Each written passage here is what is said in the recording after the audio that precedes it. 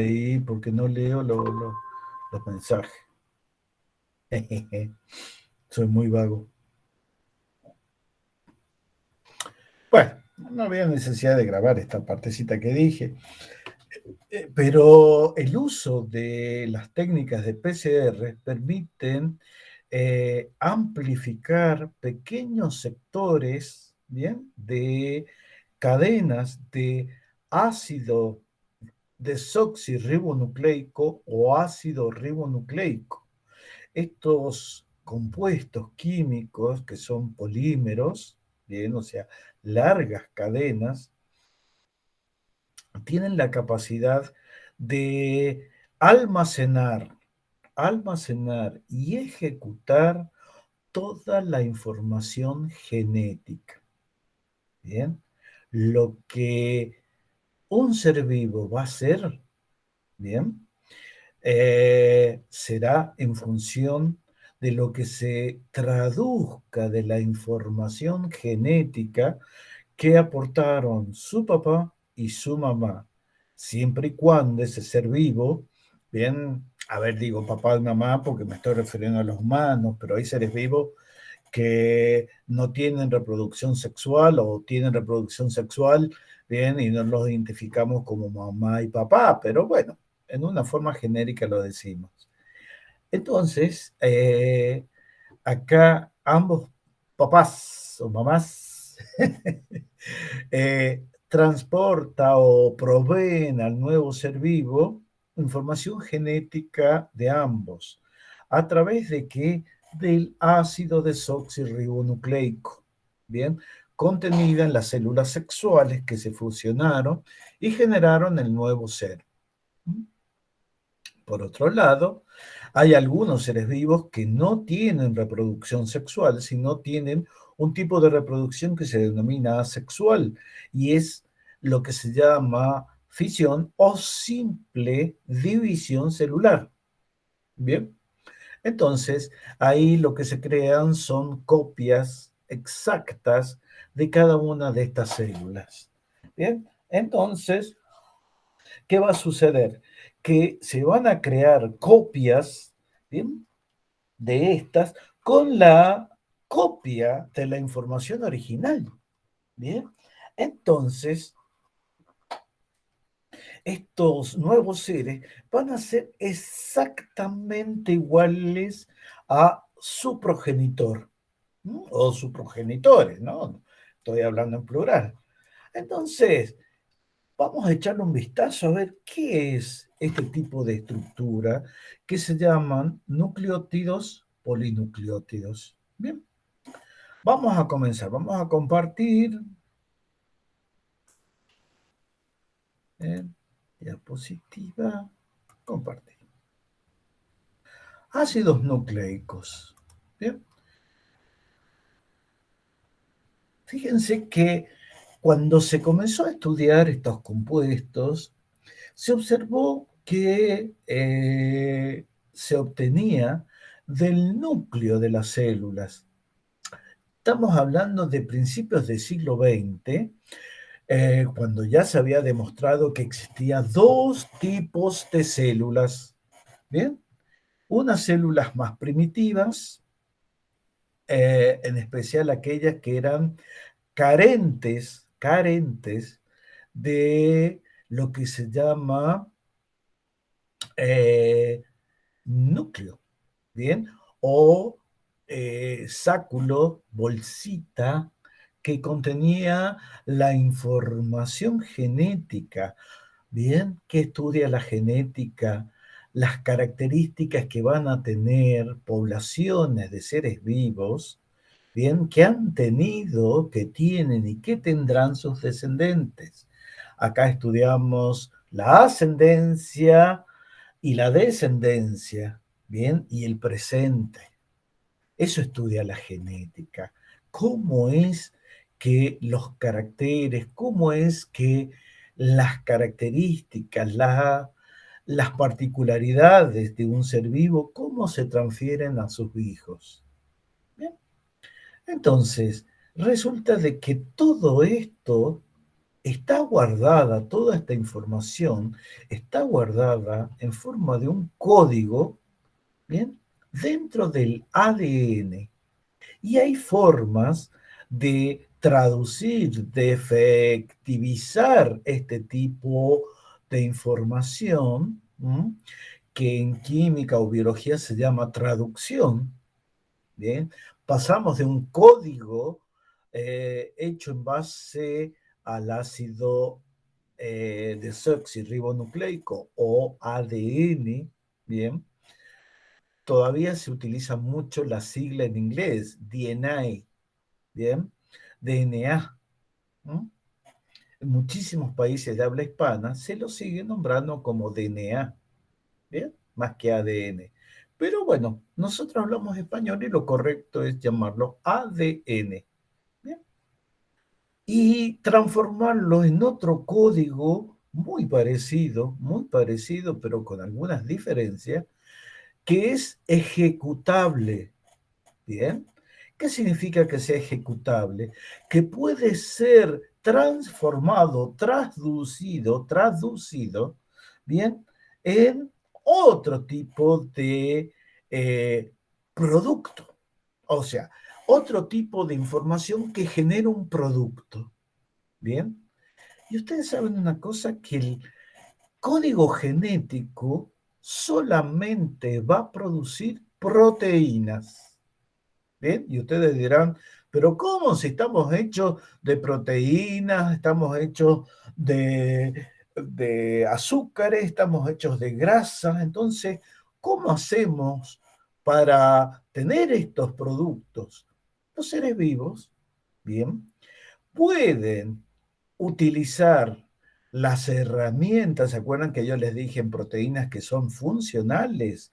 Bueno, las herramientas con que los seres vivos, bien, realizan productos como, o crean productos como los carbohidratos y los lípidos en forma genérica, es a través de catalizadores biológicos, de bolsitas, ¿m?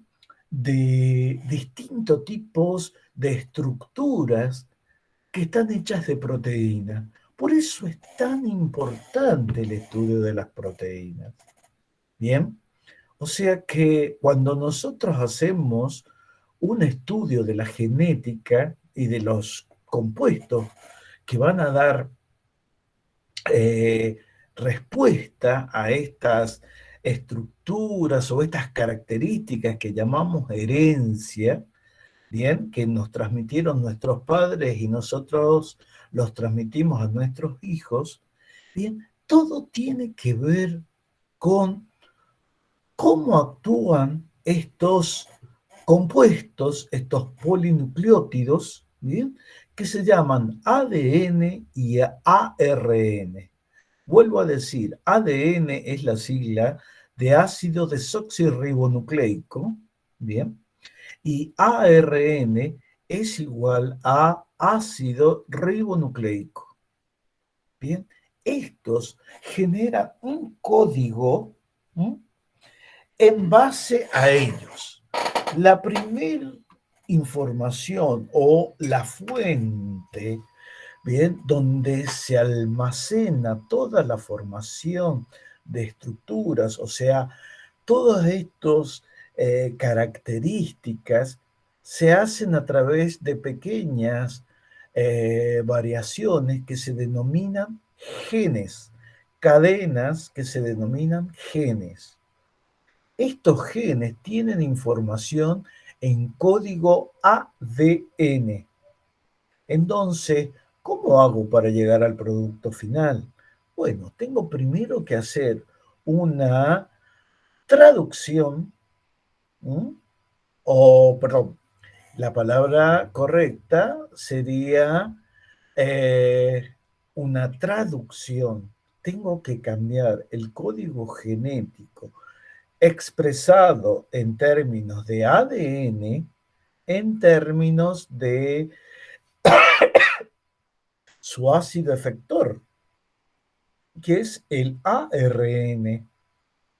Y ahí se crea una copia bien, donde está la información lista para ser traducida, por último, en lenguaje de proteínas o en lenguaje de aminoácidos. Bien, se genera un ácido ribonucleico que se llama mensajero y otro, bien, que tiene una capacidad de poder leer el mensajero y ir a buscar a las fuentes de reserva de aminoácidos, bien, el aminoácido que dice o que codifica, bien, esta molécula de ácido ribonucleico mensajero, bien, y que él a su vez lo tradujo de una información que venía en código de ADN. Bien, entonces vamos a ver estos dos ácidos nucleicos. No solamente está el ácido ribonucleico mensajero, sino está el transferencial, el que va a buscar el aminoácido una vez que leyó quién es el que tiene que ponerse en ese lugar para unirse y formar la proteína. Bien, sino que también hay otros ácidos ribonucleicos. Bien. Y bien, ahora vamos a ver una cosa. ¿Se acuerdan que les dije hace unos minutos que hay dos tipos de células? Las que tienen un núcleo verdadero, bien, que se llama carión, bien, por eso hablamos de eucariotas y procariotas. ¿Mm? Las células que tienen núcleo o carión se llaman eucariotas. Eu significa verdadero. Bien. Eucariota significa con núcleo. ¿Mm? Y las procariotas, aquellas que no tienen un núcleo y su información genética, sus ácidos desoxirribonucleico y ribonucleico, ADN y ARN respectivamente, están dispersos, bien, en su citoplasma, como es en el caso de las bacterias y en algún tipo de algas muy primitivas. Pues bien, entonces, ¿cómo hacemos para estudiar? Resulta de que a fines del siglo XIX y principios del siglo XX, muchos de estos biólogos todavía no bien ubicados como bioquímicos, bien comienzan a hacer estudios, en su mayoría químicos, comienzan a hacer estudios bien de trabajar con células y comenzar a hacerles tratamientos eh, destructivos y sacar los componentes. Resulta de que haciendo este estudio se dan cuenta de que hay un producto que tiene una característica, es precipitable con sales de calcio, eh, tiene ciertas características de poseer compuestos nitrogenados que ya se conocían por separado, uno de ellos es el ácido úrico, entonces, y también azúcares, ¿bien? Entonces, a este producto, un químico le llama ácido nucleínico. ¿Por qué? Porque él veía de que el producto que obtenía daba reacción ácida al tornasol o a los colorantes o indicadores ácido-base. Entonces él dice, este producto se obtiene del núcleo de la célula, ¿bien? Y lo llama ácido nucleínico. Y se da cuenta de que es ácido también porque este ácido que ellos extraen a partir de una célula eucariota, bien, es generalmente y casi todos los ácidos nucleicos se obtienen de levadura. Bien, porque la levadura es un hongo no filamentoso, no filamentoso, sino uno que tiene forma de esferita, unicelular, ¿bien? Pero microscópico, pero que tiene núcleo verdadero. Entonces, a partir de la célula de levadura, Saccharomyces cerevisiae, obtienen este producto que le llaman jugo nuclear o ácido nucleínico. ¿Bien? Con el paso del tiempo, poco a poco van estudiando esto y se dan cuenta que la hidrólisis química completa de un ácido nucleico, fíjense ahora en las diapos, ¿bien? Da lugar a una mezcla equimolar. ¿Qué significa? La misma cantidad de moles de una base nitrogenada heterocíclica que puede pertenecer a la familia de las purinas o las pirimidinas. Bien, siempre un ácido nucleico va a generar por hidrólisis, o sea que es una estructura formada a su vez por tres estructuras que se repiten, este paquetito de tres, muchas veces. Bien, entonces la hidrólisis, la ruptura química de este trío, bien, nos genera una base nitrogenada heterocíclica que a su vez puede dividirse en dos tipos, la que se asocia con las purinas, y por eso se acuerdan que yo les decía de que acá es muy importante porque nos vamos a encontrar con sustancias muy parecidas, bien, a sustancias que ya se conocían en ese momento, que eran las purinas, bien. ¿Y qué son estas señoras? Ya las vamos a ver en particular, pero son conjuntos de compuestos heterocíclicos. ¿Y qué es un heterocíclico o un compuesto heterocíclico? Nosotros hemos visto hasta este momento, salvo pequeñas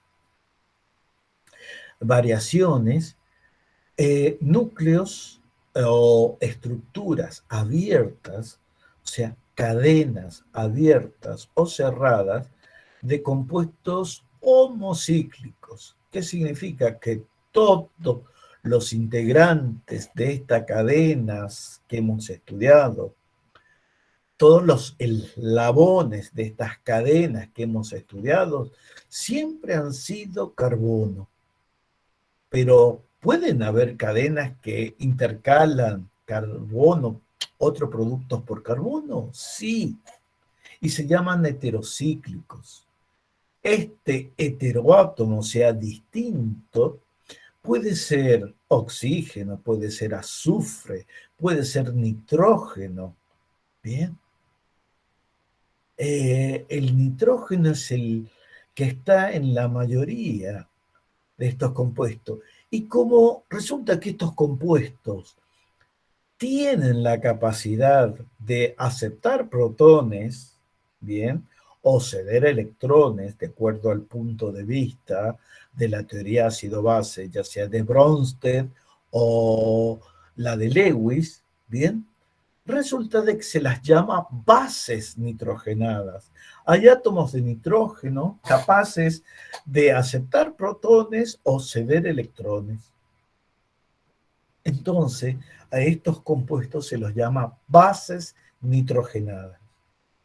Bueno, ¿y qué más da la hidrólisis de este trío? Una pentosa, ¿bien? O sea, un azúcar, una aldosa que se llama D más ribosa. D más ribosa, tiene 5 carbonos. ¿Y desciende de quién? Y desciende de la familia, ¿no?, estérica que se generó con el D-gliceraldehído. ¿Bien? El D-gliceraldehído origina la D4, que se llama una tetrosa, que se llama eritrosa, y la eritrosa produce dos. Una de ellas es la justamente D-ribosa. ¿Bien? Pero hay otra, bien, que nosotros no la vemos, pero está presente y es una estructura bien, formada por la 2-desoxirribosa. Resulta que hay un mecanismo enzimático, significa que es una reacción, que ya está la información para que se produzca, o sea, va a haber catalizadores que van a ayudar a que se produzca esta reacción, y en ella se va a sacar el oxidrilo del carbono 2 de la ribosa.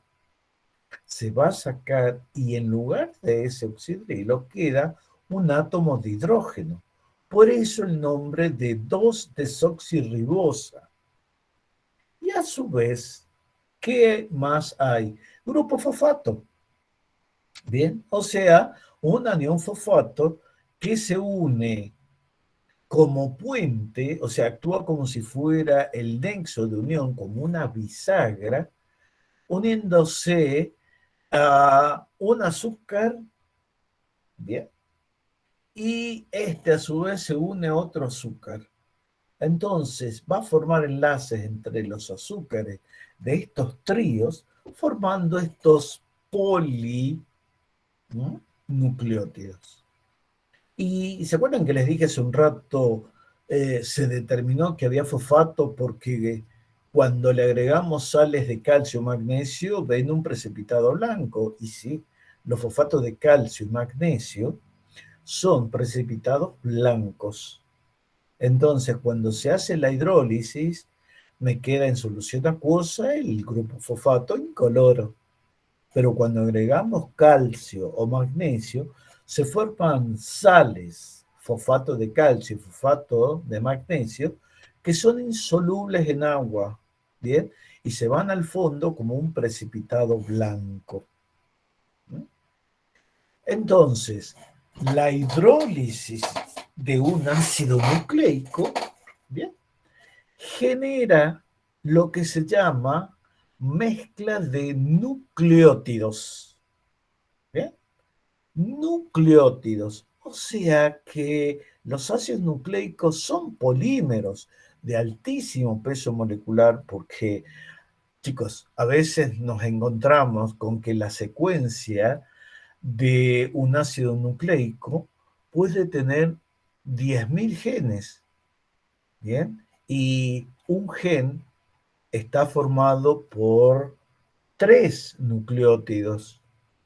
Entonces, a esta distancia, que son aproximadamente unos 10 nanómetros o 5 o 6 nanómetros de ancho, ¿ya?, se la multiplica por 100, por 1000, por 10.000, y vamos a tener la increíble cantidad de ácido desoxirribonucleico, por ejemplo, en una célula, tal que si a esa molécula, con todo el cuidado del mundo, pudiéramos tomar una pinza, o sea, es imposible, chicos, no destruirla, porque no puedo mantener esta molécula entre mis dedos porque no se ve, es mucho más pequeña. Bien, pero esta molécula, si pudiéramos desenrollarla, una molécula de 10.000 unidades o 100.000, nos llevamos la sorpresa de que un ácido desoxirribonucleico puede medir 1,8 metros. Bien, 1,8 metros. Y hay genes que pueden medir hasta 10 metros. Y entonces la pregunta es, ¿cómo 10 metros de una molécula sumamente finita, invisible al ojo desnudo, bien, puede estar almacenada o metida dentro de una célula? Bueno, son las grandes maravillas de las moléculas pequeñas que adoptan forma y se meten en, como yo digo, recovecos, pequeños recovecos, bien, que hacen que esa distancia que uno imagina que es 2 metros, para una célula microscópica es lo mismo que, a ver, imaginemos, una ruta que vaya de acá a la Luna. A la Luna hay 240.000 kilómetros, ¿bien? Y nosotros tenemos, que sería una casa tal vez de 2,4 metros de frente. A ver, hay que multiplicar por 10 a la cuarta esto, o 10 a la quinta, disculpen, para obtener esa distancia. Y sin embargo, esta distancia existe. Las cadenas tienen esta distancia, ¿no? Pero se acoplan, se arrollan, se entrelazan de una forma tan apretada, tan compacta, bien, que estos forman estructuras corpusculares que reciben el nombre de cromosomas. Cromosomas. ¿Mm? Entonces, ¿qué pasa? Los monómeros son los nucleótidos. Los ácidos nucleicos, polímeros, son los polinucleótidos. Vamos a ver. Fíjense, acá tenemos en esta base de color verde y con amarillo, vemos la estructura aproximada de un nucleótido. Nucleótido. Y vamos a tener que recordar esto. El trío, fosfato, pentosa y base, fosfato, pentosa y base, fosfato, pentosa y base, bien, recibe el nombre de nucleótido. Bien, nucleótido. Entonces, la agrupación fosfato más pentosa más base va a originar lo que se llama nucleótido. Bien, fíjense que este nucleótido es un nucleótido donde la base nitrogenada, ¿m?, es la que va a poder variar entre dos tipos de esta base. La que está acá dibujada es pariento, tiene el núcleo de las purinas.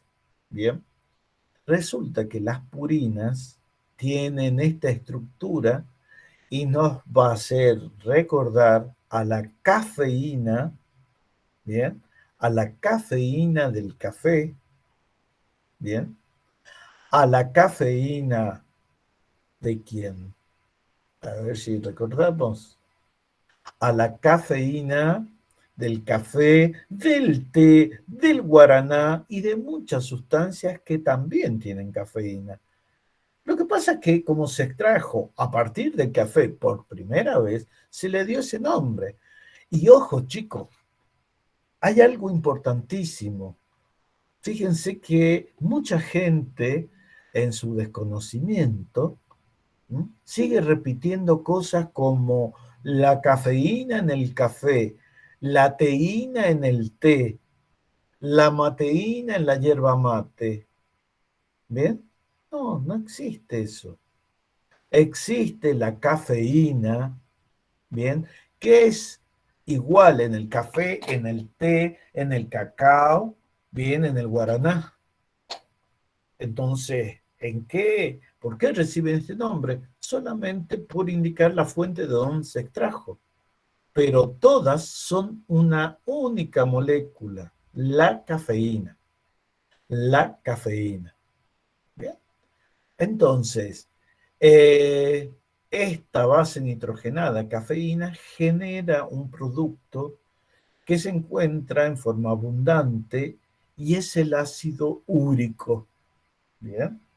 O sea que este compuesto que tenemos acá dibujado, cuando se hidroliza, va a dar una base nitrogenada que se denomina adenina. Adenina. Bien. Y lo que es invariable, invariable siempre y cuando estemos hablando del mismo nucleótido o del mismo polinucleótido, es que el conjunto de base, bien, más azúcar, se va a llamar nucleósido, bien. Por eso a los nucleótidos se los llama nucleósido fosfato, bien. El dúo, fíjense que dije dúo, pentosa más base va a formar la estructura de un nucleósido. Bien. Y si ese nucleósido se le une formando un éster grupo fosfato, ahora vamos a tener un nucleótido. Y ahora estamos en condiciones de que se unan estos nucleótidos a través de puentes fosfatos, bien, entre sí. Y ustedes me dirán, alguno, cómo se lleva a cabo esta eh, unión, ¿no? Bueno, se lleva a cabo en sectores del núcleo y de la mitocondria, por ejemplo, en células eucariotas, donde se acopla. Entonces, volvamos de nuevo a hacer un repaso. Pentosa, bien, la pentosa puede ser D-ribosa o D-desoxirribosa. Las bases pueden ser de la familia de las purinas y de las primidinas. La que tenemos acá dibujada en este nucleótido es adenina y pertenece a la familia de las purinas. Bien, donde vamos a encontrar, por ejemplo, a la cafeína, uno de sus derivados. Y unido a la pentosa encontramos un grupo fosfato. ¿Bien? Entonces, en química se conoce que la agrupación del azúcar más la base nitrogenada recibe el nombre de nucleósido. Pero si este nucleósido se lo une a fosfato, recibe el nombre de nucleótido. Y por eso las cadenas de ácido ribonucleicos son polinucleótidos. ¿Bien? Polinucleótidos. Fíjense que acá tenemos un enlace glicosídico y tengo los enlaces que se llaman fosfodiéster. ¿Qué significa fosfodiéster? Que como el grupo fosfato tiene oxidrilos de tipo ácido, puede formar ésteres con el oxidrilo de carbono 6 de una pentosa y el oxidrilo de carbono 3 de otra pentosa, e ir formando estructuras de tipo escalera, ¿bien? Escalera con peldaños, que son nada más ni nada menos que moléculas de quién? Moléculas de azúcar, ¿bien? Y que tienen en forma perpendicular bases nitrogenadas. Estas pueden ser iguales o distintas.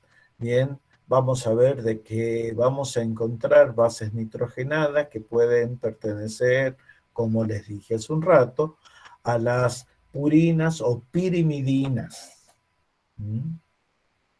Fíjense, acá vamos a encontrar los núcleos, ¿bien? De las dos estructuras madres de las bases nitrogenadas. La que tenemos a la izquierda, que se dice que son producto de fusión de dos heterociclos, de uno hexatómico llamado pirimidina, pirimidina, y el otro es un núcleo de imidazol.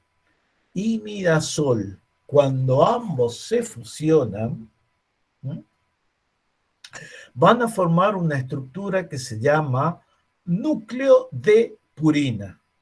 ¿Bien? Y ahí tenemos la numeración que se utiliza. Por lo general, ¿bien? O en forma general, el nitrógeno del anillo, el nitrógeno 9 del anillo, es el que se une mediante un enlace covalente, ¿bien?, al carbono 1 del azúcar. Bien, entonces ahí vamos a tener la formación o la asociación de un azúcar más una base y obtendremos un nucleócido. Nucleócido. Fíjense que la terminación recuerda mucho a glicósido.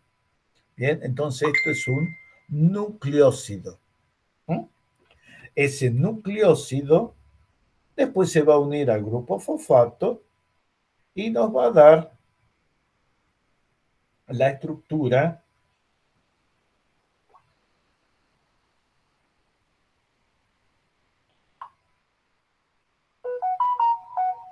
Un minuto, chicos.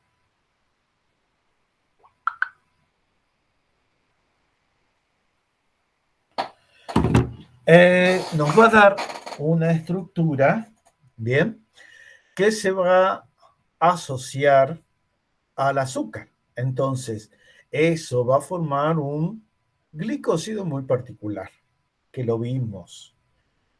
Entonces, pueden ser las purinas, el núcleo que tenemos a la izquierda, o el solito núcleo de pirimidinas.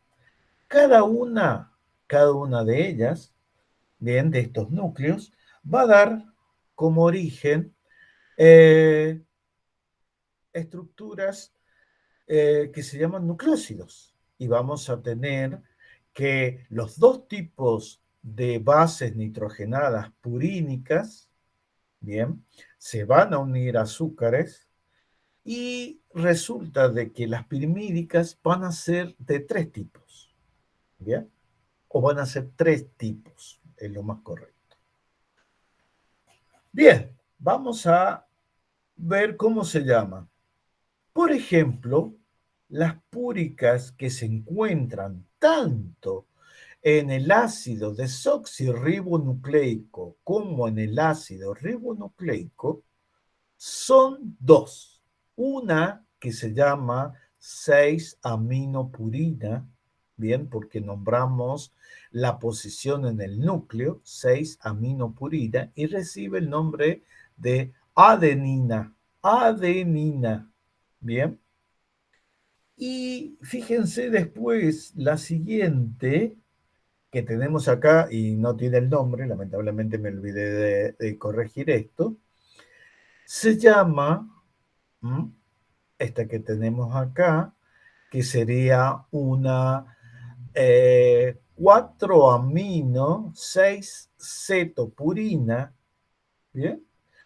Esa recibe el nombre de guanina, guanina, ya que no saben por qué. ¿De dónde se obtuvo por primera vez? Se obtuvo por primera vez cuando se estudió, ¿no?, cuando se estudió o la estructura de el guano, de este residuo famoso de las aves que era tan importante, bien, durante mucho tiempo porque permitía obtener compuestos nitrogenados. Bien, entonces, el guano, bien, se usaba como fertilizante y como base para producir compuestos nitrogenados, entre ellos los nitratos para la fabricación de la pólvora muy usada en los combates bélicos del siglo XIX. Bueno, entonces tenía su importancia y muchos de los químicos de esa época comenzaron a preocuparse y decir, che, ¿de qué está hecho esto? Y obtuvieron, por ejemplo, este tipo de compuestos que lo llamaron guanina, porque lo encontraron en guano primero y después lo vieron de que estaba presente en el ácido nucleico, por supuesto. El que se obtiene en el guano es degradación a través de la caquita de estos animales del ácido nucleico correspondiente, ya sea ADN o ARN que se degrada, bien, se elimina como guanina.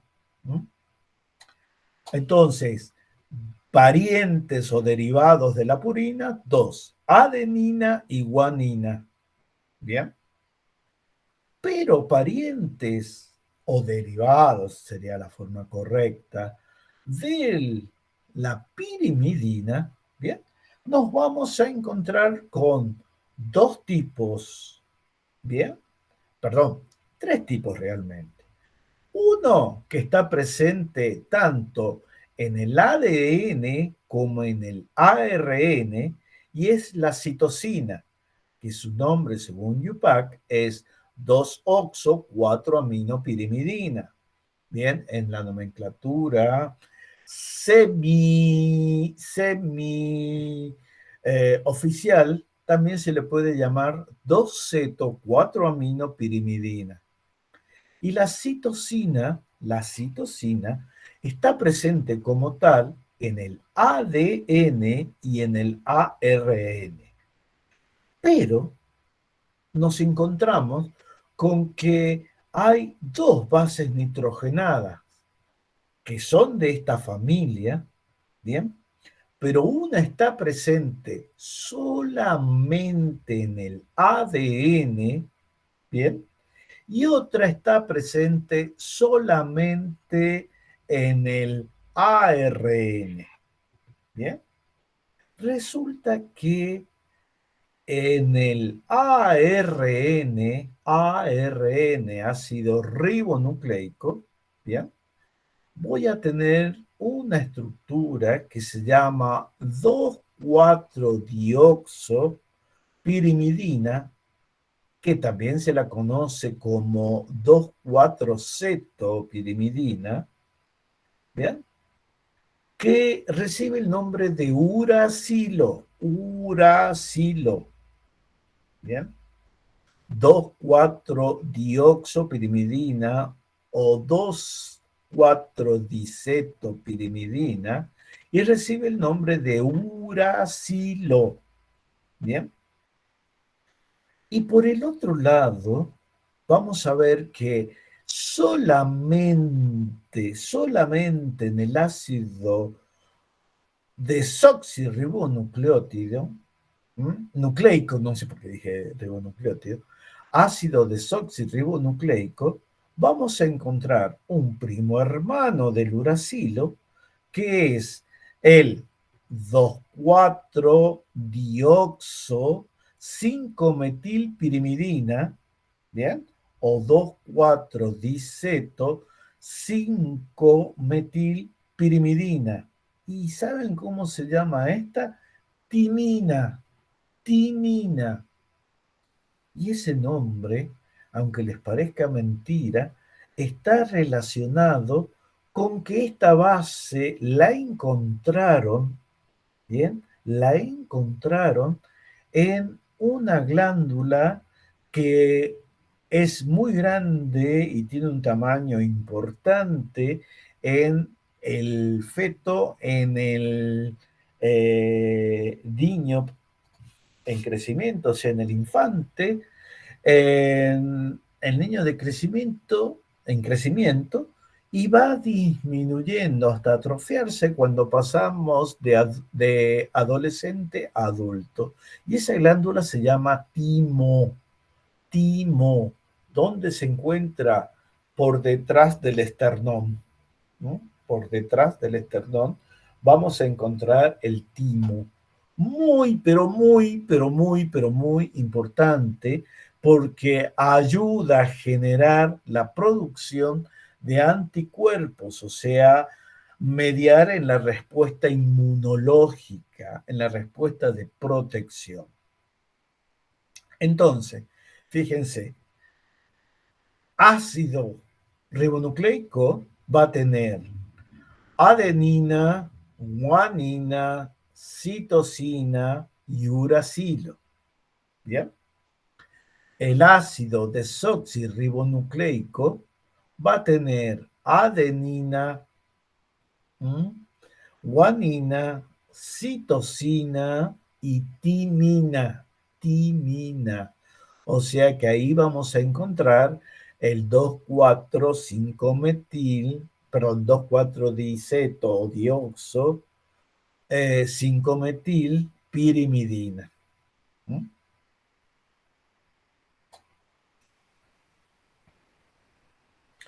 Vamos a ver entonces qué era un nucleócido. ¿Se acuerdan que los nombramos y ahora vamos a ver cómo se forman?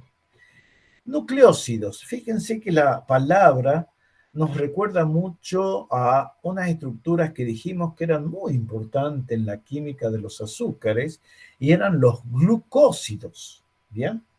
Y resulta que estos chicos son glucósidos, pero la parte no azúcar no se une a través de un oxígeno, sino a través de un átomo de nitrógeno.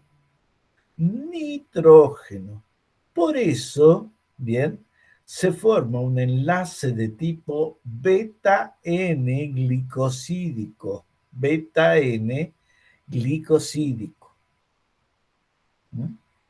Y es así que ahora vamos a ver por condensación, o sea, hubo una reacción donde una estructura hemiacetálica va a reaccionar con un compuesto como el aminogrupo de esta estructura, formando una estructura que se llama glicósido.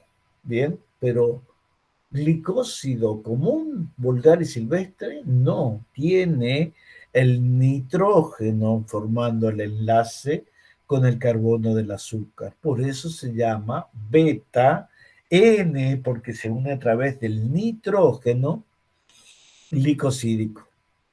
Y esto, obviamente, daba mucha importancia al estudio, porque veíamos que estábamos observando un nuevo tipo de glicósido. Bien, resulta que estos glicósidos particulares, que se llaman nucleósidos, podían a través del oxidrilo de carbono 5, ya sea de pentosa oxigenada o no, o sea, cuando digo pentosa oxigenada me refiero a la ribosa, D más ribosa, ¿bien? Pero también puede ser a la rebelde, ¿bien? Señorita, desoxirribosa, ¿bien? O sea, el azúcar puede ser ribosa o desoxirribosa. ¿Mm? Entonces, vamos a tener acá, fíjense que vemos la estructura del azúcar como una gráfica, ¿no? Está completada las valencias de los átomos de nitrógeno y tenemos los dos azúcares, la D-desoxirribosa y la D-ribosa, ¿bien? Y tenemos una estructura que se llama, en un caso, adenosina. Esto es nombre de glicósido. Adenosina, ¿bien? O desoxiadenosina, que significa, ¿bien? Que se han unido las pentosas, ¿bien? Eh, ah, La, la base nitrogenada se une por un enlace N-glicósido, ya no O-glicósido. ¿Bien? Y va a formar estos compuestos que se llaman nucleósidos. Fíjense que si la base nitrogenada se une a D-ribosa, obtenemos la citidina. La citidina. Pero si se une a desoxirribosa, vamos a obtener la desoxicitidina. Bien, fíjense la diferencia. Citidina, si forma parte de nucleótido, bien, o va a formar un nucleótido de citosina con D-ribosa. Y si va a ser el nucleócido con desoxirribosa, va a formar la desoxicitidina. ¿Bien? Y ahí vamos a ver cómo se puede prolongar la cadena a través de síntesis químicas.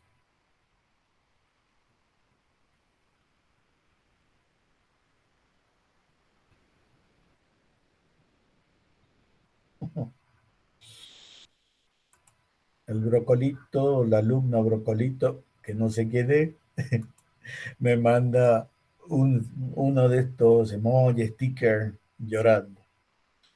¿Quién los tiró? Bueno, entonces fíjense, nucleócidos. Si tenemos citosina, el nucleócido de ribosa se va a llamar citidina. Si es desoxirribosa, se va a llamar desoxicitidina. ¿Bien? Si era adenosina, si era adenina, perdón, se va a llamar adenosina y desoxiadenosina. Vamos a ver ahora qué pasa, qué nombre obtiene. Si la base nitrogenada, a modo de resumen, estamos viendo, es adenina, el nucleócido se llama adenosina. Si es guanina, vamos a ver guanosina. Si es citosina, va a ser citidina. Si es uracilo, va a ser uridina. Y si es timina, va a ser timidina. Bien, el nombre del nucleócido. O sea, azúcar más que base nitrogenada.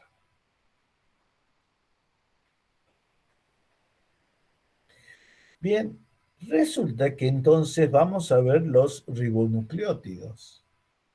Podemos tener, ¿y por qué dije nucleótidos? Porque ahora le vamos a asociar a cada nucleócido un grupo fosfato. Y vamos a ver que dependiendo de dónde está el grupo fosfato, vamos a tener distintos tipos de nucleótidos. Por ejemplo, el 5O' nucleótido o CMP, ¿bien?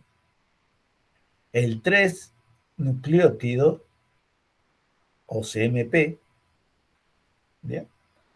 Y después vamos a tener un 2' nucleótido llamado 2' CMP, ¿no? Fíjense que el CMP significa que tenemos ¿qué cosa? Citidin fosfato, ¿bien?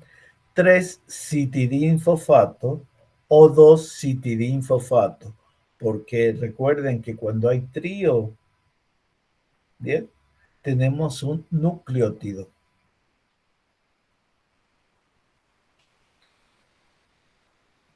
Ahora vamos a ver los nucleótidos, pero de la familia de los desoxirribonucleótidos. ¿Qué azúcar vamos a tener? Y la única azúcar, la única azúcar posible, que es la timidina, que es propia del ADN. Entonces no necesito ponerle el prefijo desoxi, porque no la voy a encontrar en otro. Bien. Y acá vamos a encontrar la DTMP o el 3' de CMP. ¿Y esta de qué significa? Desoxitimidina, ¿bien? Y 3 desoxicitidina, ¿no? Desoxicitidina. Ambas estructuras son nucleótidos del ácido desoxirribonucleico.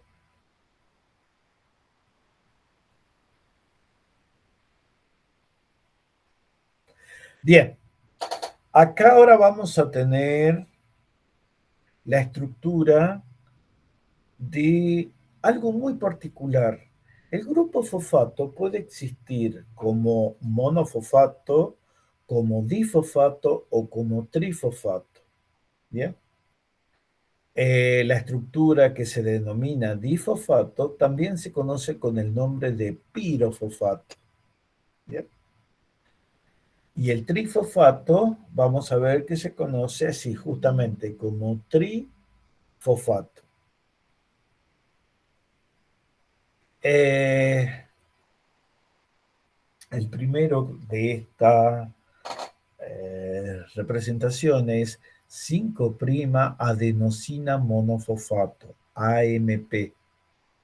Bien, 5'-adenosina difosfato, ADP. Y por último, 5'-adenosina trifosfato o ATP. Resulta que este compuesto es lo que se conoce normalmente como efecto de los grupos fosfato en moléculas que actúan como contenedores de energía.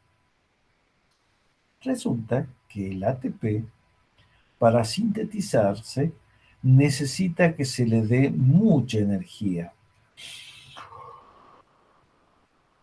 Entonces, esta molécula cuando ve o cuando puede actuar, libera, hidroliza los enlaces fosfato, liberando grupos fosfato, disminuye esa tensión energética que mantiene esta molécula con valores de energía altísimos y se transforma en adenosina monofosfato. Este adenosina monofosfato es muy importante porque la mayoría de las células originan a través de distintos tipos de reacciones estas moléculas. ¿Bien? Por ejemplo, que utilizan o que ponen de manifiesto a través de hidrólisis para generar energía. Bien, generan energía los enlaces fosfato en el ATP. ¿Mm? Vamos a ver nucleósido polifosfato. Miren, acá tenemos lo que denominábamos reacción de hidrólisis, cuando un grupo fosfato se hidroliza del trifosfato para dejar el ADP, ¿bien? Y a su vez colocamos la comisión de carrera ahí, no sé qué quiso poner, ¿no? Entonces actúa agua con menos de 0,6 kilocalorías por mol, ¿ya? Y esa es la cantidad de energía que se libera cuando un enlace fosfato se rompe, un enlace anhídrido fosfato se rompe, ¿bien? Y se genera ADP y un grupo fosfato, ¿bien?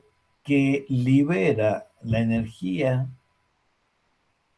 cuando, cuando está armada la estructura, ¿bien? Pero que llegado el caso, cede o hidroliza un grupo fosfato anhídrido, y ¿qué sucede? Libera 7,6 kilocalorías por mol. ¿Mm? Energía suficiente como para formar un enlace químico. Bien, un enlace químico. ¿Por qué tienen carácter ácido? ¿Se acuerdan que yo les dije que estos se llamaban ácidos? Por la presencia del grupo fosfato. El ácido fosfórico es un ácido fuerte, es un ácido triprótico, pero cuando está formando parte de los nucleótidos, ¿bien?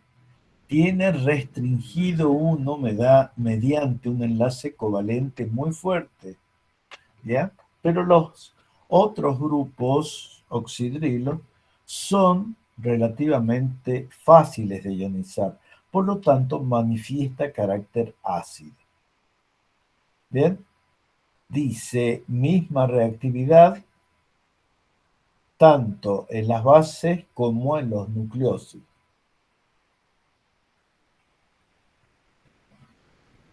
Los polinucleótidos.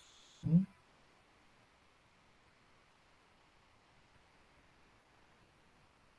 comienzan cuando una molécula de nucleótido, bien, o nucleósido, se acerca a un nucleótido con el grupo fosfato listo para atacar al oxidrilo, o al revés, el oxidrilo ataca el grupo fosfato. Bien, ese grupo fosfato se va a unir, por ejemplo, se va a unir si hay una necesidad de acople o si debe acoplarse, bien, y va a comenzar a extenderse de tal manera que siempre voy a tener un grupo fosfato entre nucleósido y nucleósido.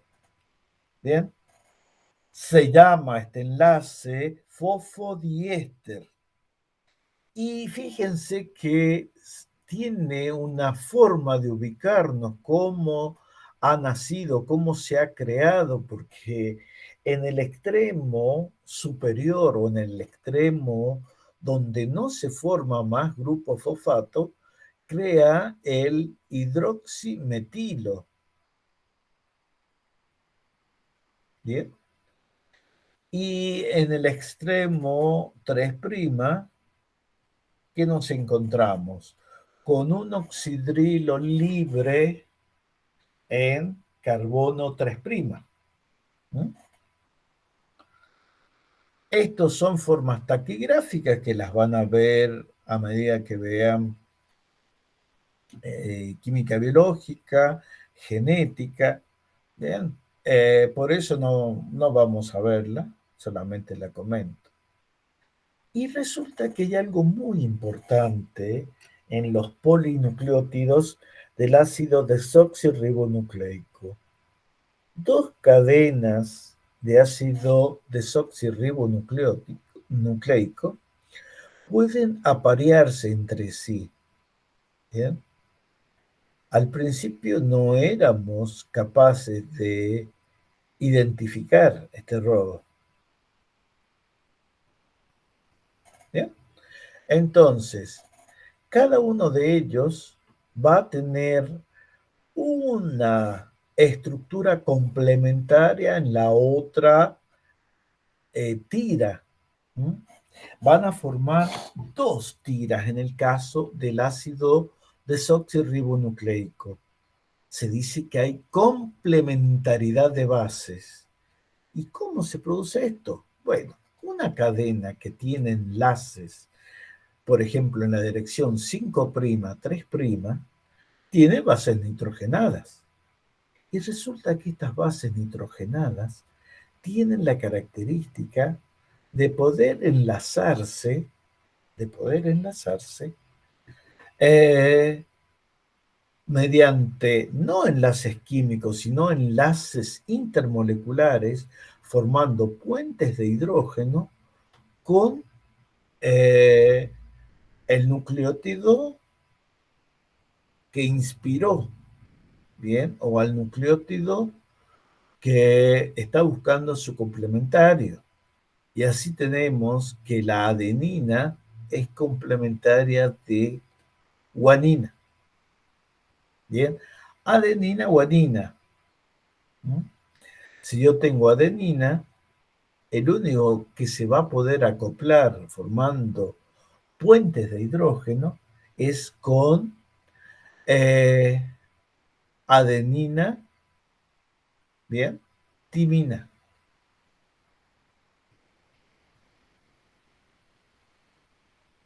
¿Vamos bien?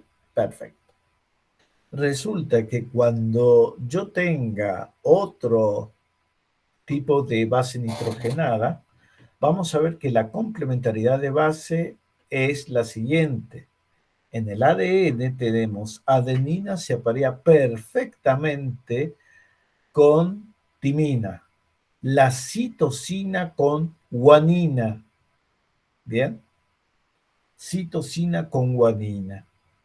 Esto permite determinar este secuenciamiento y identificación, permite identificar estructuras que van a tener que ver con la característica del grupo funcional ARN o con los ácidos nucleicos, por ejemplo, en el supermercado o otro sector, donde necesito identificar, por ejemplo, en el caso de las filiaciones. Bien, y ahora vamos a ver ADN y ARN. El ADN tiene una estructura que yo les dije recién, que es bicatenaria, o sea, doble cadena, doble hélice, con un enrollamiento que se llama plectonémico y dextrógiro. Dextrógiro porque el sentido de giro es, perdón, bueno, ustedes lo ven así, perdón. Ustedes lo van a ver en sentido horario. Ese indica que el paso es hacia la derecha. Bien, ese es el modelo que lo creó o lo vio por primera vez en la década del 20 una mujer estudiante, excelente estudiante del Imperial College, que se llamaba Rosalind Franklin. Rosalind Franklin, esta señora, fue la que sentó las bases del estudio.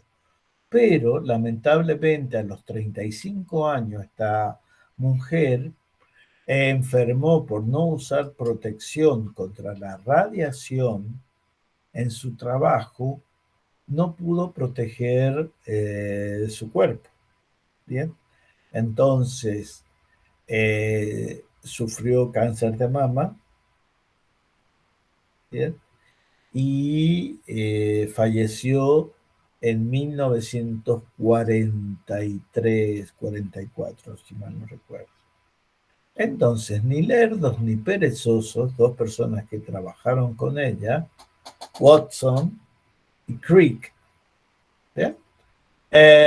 Crean a partir de las estructuras de Rosalind Franklin esta estructura que llaman modelo de alfa hélice. ¿Bien?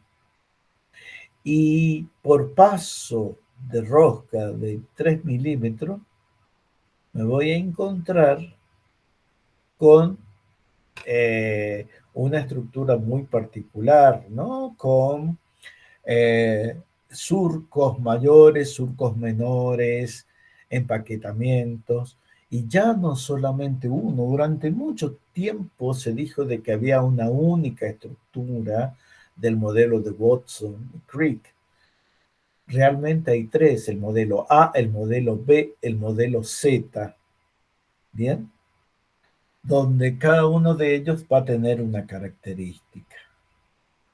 Bien, el modelo de Watson y Crick realmente debería llamarse modelo de Franklin, Watson and Crick o E. Crick.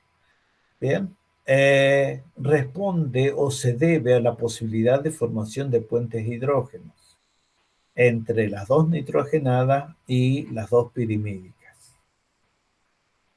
Bien.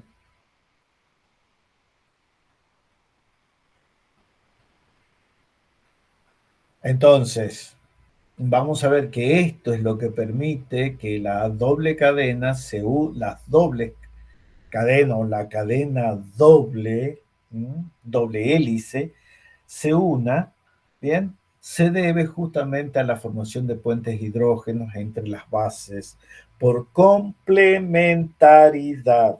Adenina con timina, citosina con guanina. ¿No? Citosina con guanina.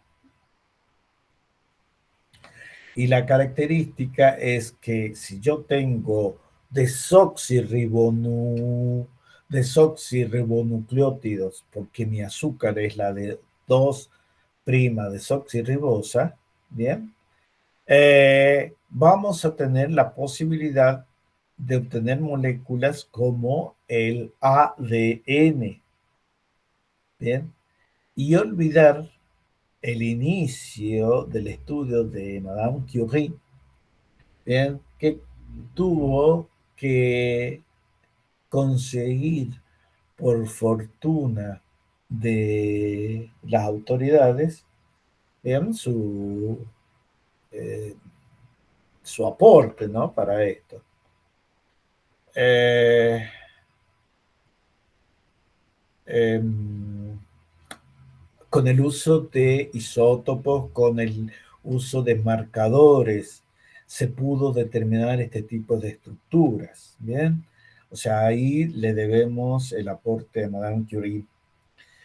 Eh, en el estudio del ARN vamos a ver de que no hay una doble cadena, sino una cadena simple. Esta cadena simple, ¿bien? Es la que va a estar presente tanto en los modelos comunes como los especiales de ácido ribonucleico. Vamos a encontrarlo en la estructura de ARN mensajero y ARN transferencial. En cuanto a la reactividad química, ¿bien? Los ARN se dice que son más reactivos químicamente que el ADN por la presencia del oxidrilo de carbono 2 que actúa como un sistema que cede protones, o sea, es una base de Bronsted y permite muchas reacciones porque actúa como nucleófilo atacante. Las estructuras también debidas al estudio de rayos X cedidos por el Instituto Curie permitieron determinar las estructuras no solamente del clásico modelo de de ADN, sino también permitió estudiar todas las estructuras de los ácidos nucleicos. Vamos a terminar con este tema diciendo funciones y tipos de ARN. Los distintos tipos de ARN permiten la expresión fenotípica del ADN, o sea, lo que yo les había dicho que era la traducción. ¿No? Expresar esto en un lenguaje de proteínas. Como mensaje genético que determina la secuencia de aminoácidos, en la síntesis de proteína vamos a encontrar el ácido ribonucleico o ARN mensajero. Como molécula que activa los aminoácidos para poder ser incorporados en una nueva proteína, ARN de transferencia o ARN transferencial. Bien, y como elemento básico de las partículas encargadas de llevar a cabo la síntesis proteica, que se denominan ribosomas, bien, vamos a ver que estas están formadas por ácido ribonucleico ribosomal. ¿Ya? Creo que, bueno, acá está la estructura de un ARN transferencial, ¿bien? Con una estructura que se denominó durante mucho tiempo hoja de trébol, ¿bien? Hoja de trébol, y los sitios donde se unirán los aminoácidos. Los aminoácidos se unen en el extremo 3' o extremo aceptor de aminoácidos. Y el sector que tenemos acá es el sector que se opone o se puede acoplar al sector del ARN mensajero. Es complementario, ¿no? Porque hay complementariedad de base en el sector codón del ácido ARN mensajero. Pues bien, chicos, esto ha sido toda la clase de hoy. Hemos concluido. 18:30.